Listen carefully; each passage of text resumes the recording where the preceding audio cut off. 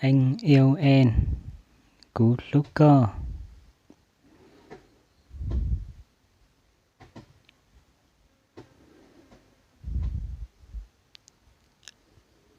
Anh nhớ em cú lúc cơ. Cú nhớ cơ ạ. Hay kế sư.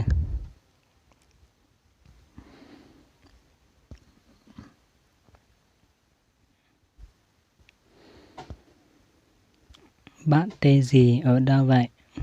Con bé Huli trà nhớ khó từ.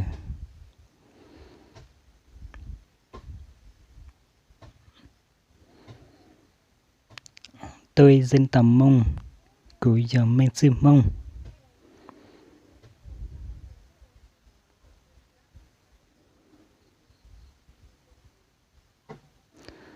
Bạn có chồng chưa?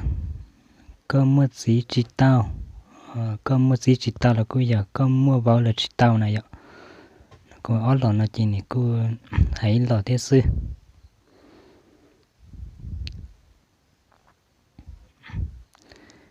Mình đi trồng luận. Cho nên tiền. Cô mù chấm lê.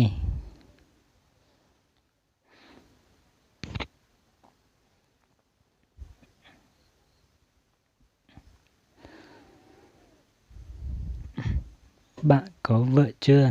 Chưa có vợ. Chỉ nè tiền. Có một con điện chỉ tao. Chỉ một con điện.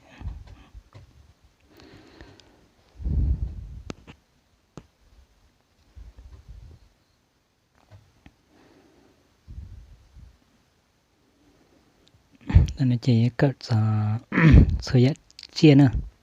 Cô voi tồn sư vậy.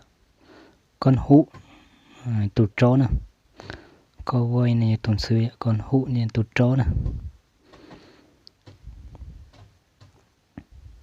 Chỉ bị giết kia gì vậy. Đó là chỉ tụ con ruồn. Chỉ tụ vứt ký này vậy. Tụ vứt ký. Con rồng thì tủ rồi ra vậy. Tủ ra nữa. Thì cứ kia là sao liên nó sư. Giờ thì nét xa sử dụng là nè sống ta tôi cho cái của mặt tết rồi nè.